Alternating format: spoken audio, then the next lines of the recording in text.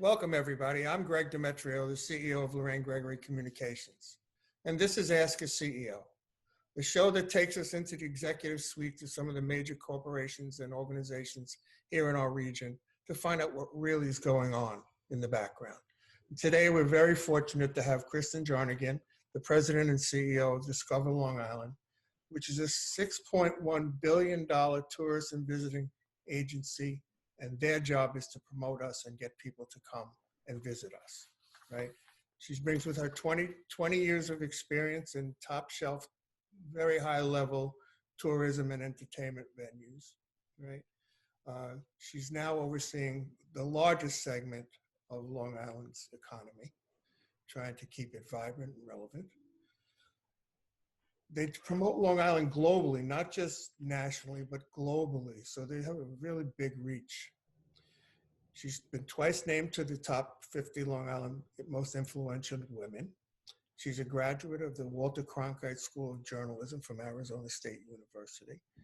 And she's now here applying her trade on Long Island. Kristen, thank you very much for taking the time to sit with us. Thank you so much for having me. You know, it's ordinarily your job of promoting Long Island is pretty straightforward, right? You know who to touch, where to go, and keep the flow of tourists coming to us. Well, COVID-19 put an end to all of that. So it's changed how everybody does business, including all types of industries. I've been talking to CEOs from all the different types of industries to get their input about it. But before we go into the depths of that, your organization, your team, were you ready when all the businesses got locked down and the social distancing came in and the restrictions came in? Were you guys ready? I don't know that anybody was ready, to be honest. I think, we saw it coming down the pike, and we, because of the functionality of our industry, we tend to be a very high-tech organization anyway. So we had prepared. Everyone had, remote access. We had made sure that we had set that up in advance. And again, so many of us travel, and so we do that anyway. So we were prepared to work from home. I don't know that we thought it was going to take as long as it did. And there's an emotional preparedness too. And it's not just the physical aspects, but yes, we are equipped. I would say we were equipped. Very good. I was talking to one of the top accounting firms, and they were early adopters of technology, and it was like they didn't miss a beat. Yeah. Staying with. So all you people who were involved with technology and brought that on board were so far ahead of so many who were just trying to catch up and get back. So we had just initiated Zoom recently before that, so we had it all in place. And now what we're doing is making sure that we're equipped to go back to the office. So we have cameras that are going to go on everyone's desktop so that we continue to have these kinds of, online interactions that have become, customary. Yeah, I mean, I miss my studio, but this has to do for now until I can get back in the studio where we have a green screen. My little corner of my house here that I spend like 16 hours a day in now. I understand completely. I understand. So, many of these CEOs that we've talked to, not only did they lose revenue because sales stopped, but some of their expenses continued. Some got federal funding, some didn't get federal funding. What was the impact on Discover Long Island in terms of revenue and funding? It's continuing. It's an ongoing impact, actually. So we already, as a destination marketing organization, we were already severely underfunded compared to our counterparts, nationwide and globally. It's very difficult for us. But we're a private nonprofit organization, and we're contracted with both counties to represent the region for tourism. And so we're funded by the hotel motel tax. When visitors come and stay at the hotels, then that money goes to the county, and we get, there's 3% on your hotel stay. And of that 3%, we get less than 20%, and the other 80 goes to the different, county budgets. So we were already underfunded, but now, of course, that entire revenue stream is non-existent right now. So our funding challenges will remain, as we usually front what we do, and then we get paid quarterly based on what has happened in the past. So we look to have funding challenges for the next 12 to 18 months. And as a C6 organization, we were not we're currently not eligible for most of the PPP and the opportunities for, for nonprofits that are out there. So we're in a difficult spot. You guys got hit pretty hard then. You probably got hit harder than most in terms of. We did. I mean, we're getting hit hard, and the good news is we had, I've been here for 4 years in this position. We spent the last 4 years becoming really financially stable and strong. So going into it, we had, a decent amount of unrestricted net assets that we had prepared for. I didn't know what they were for. I certainly wasn't thinking this, but we came into the situation financially strong, which was good. And we have a very lean staff.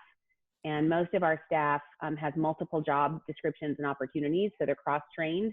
So, because of those just strategic ways of doing business that we came into it, it's definitely helped us. Most of my counterparts nationwide have laid off 50 to 70% of their staff. Is that right? Wow. It's been very difficult. Understandable, for sure. So Long Island has a lot riding on the summer season.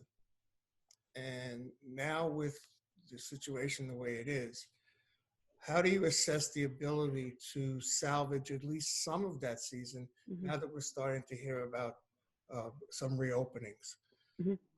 But I also know that you created a campaign called Hold Fast Long Island. Could you tell us about that? Sure. So just like we do everything, we've approached this crisis in a multifaceted strategy. We basically have 4 different phases that we've approached it with. The first phase was called Hold Fast, when we all kind of shut down, and there was a lot of fear, and there still is a lot of fear, but there was a lot of, at that point in the height of, the tragedy that was going on. And we really wanted to, completely pivot our message from Discover Long Island to stay home and stay safe. But instead of just saying stay home, stay safe, we wanted to make sure we speak to Long Islanders from the voice of Long Island. So we created the Hold Fast campaign, and that is depicting our maritime heritage. It's a mariner's phrase about hold fast and see through the storm. And Long Islanders have been through many storms before.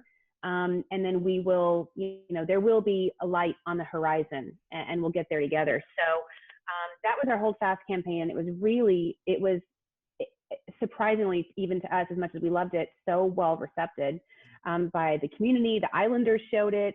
Forbes named it as one of the top inspiring travel videos in the world to get people through this. So people really embraced it. And now you can get your Hold Fast t-shirts on discoverlongisland.com. I'll get one. Oh, good. And the best part about those is that all the proceeds are going to help the hospitality workers. Hospitality industry nationwide, unemployment is at 51%. So there's a lot of people that are in need. So thank you so much for doing that. So the tourist industry and the entertainment industry here on Long Island encompasses attractions, events, venues, hundreds of restaurants, bars, and many of them have been forced to close. Some been able to access funding, some not. What advice can you give to those types of concerns in light of what's really going on? Do you have any words of wisdom, support, or encouragement? Yeah, it's been heartbreaking, Greg. It's we hear the stories from the businesses every day. Where I would normally be right now, I'd be on Jones Beach, kicking off the press conference for the air show in the summer. And but yeah, my biggest piece of advice for any tourism-related businesses is get engaged. Reach out, because one of the things we did right at the beginning is all hotels are automatically a member of my organization. But if you're a restaurant or attraction, a music venue, we're a membership organization. That's how we're funded, otherwise. And it's a minor membership, but we decided to waive all of that. And we started a community partner program, free for any tourism related business to sign up, and you can get all of our resources. We're having congressional webinars. We're giving legal advice. We're giving financial advice. And we've had 50 people sign up, which was terrific. But think about how many restaurants and bars and retail. We're here, and we just want people to get engaged, tap into the resources that are out there, because there are a lot of them. Nowadays, people are trying to get exercise, and a lot of people are walking. I never knew I had so many people lived in my neighborhood, by the way. They're all out walking. But when you go down Main Street and you worry because Mhm. it's so desolate. I know every evening if I see that newscast that has the vision of 6th Avenue in Manhattan at 6 o'clock and there's no traffic on it, it's unsettling for sure. It is. Right? It is. It really, really is. So I think that we need to get back to business. So what do you think looks like a timeline to you Mhm. in terms of when we're going to get to be something that we would consider as open? Mhm. So after our hold fast phase, the second phase we went into was called our virtual engagement. And so, one of the things we did is we completely transformed our website because everything we had on there was places to go and visit that you couldn't do anymore. Everything was overnight. It was completely tone deaf.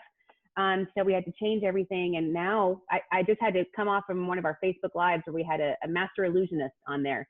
We're having live events. We have virtual tours. We're really trying to get people engaged with what they can do when they're ready. And now we're in phase 3. That was phase 2. Now we're in phase 3 out of 4 phases. Phase 4 is what we're calling the new normal. Phase 3, this phase we're calling renewed gratitude. And we're unveiling our new video on Friday, tomorrow, right before Memorial Weekend. And it's basically about how we're going to emerge. We're going to emerge stronger and smarter and with a better appreciation about what we have on Long Island, about supporting the businesses in the downtowns. I mean, Long Islanders, we love to just complain about where we live, the taxes and the traffic and all those things. But you know what? I think we're all going to look through a new lens when we come out of this and really be grateful for the place that we live, like you said, and for the businesses that we love to support. So yeah, it's getting back out. That the timeline is coming, and it's going to come quickly. So I think but we are being very careful in our organization, and we're not like flipping a switch and saying, okay, go back out to your restaurants and hotels. I mean, we are here for the residents. Tourism exists for the residents. And that's what most people don't realize, is that the reason we invite visitors to Long Island isn't just because we like to brag and clog up the expressways and the beaches. It's because last year, tourism tax revenues generated more than $740 million in local and state tax revenues. And that's what it relieves the burden of us as residents. That's the whole reason we do it. So residents come first and foremost to us, always. And we want to keep our residents safe and our employees safe. So the way we open, yes, we all want to get back to work. I understand that, but we want to do it strategically and carefully and responsibly. I think everybody is rooting for you to be very successful. No question, right? Thank you. Long Island has to remain relevant. It has to remain vibrant. We have such a big toolbox on what we have to offer people coming here. You're right. We all complain with too many taxes, too many. Yeah, of course. But we all head to the beaches. We all head to the beautiful restaurants. We all head to the venues, right? Jones Beach Theater, to name a few. The air show. Those are things that are Long Island. And without those, we're like, oh, what's going on? So I wish you all the success in the world to pull this off. And I hope the economy works in your favor. But in terms of us coming out of this, the only way we're ever going to come out of this is united. Right? If we're not united in the effort, it's going to fail. People are going to be short-sighted. They're going to do stupid things that are going to be counterproductive. So we need to be wise.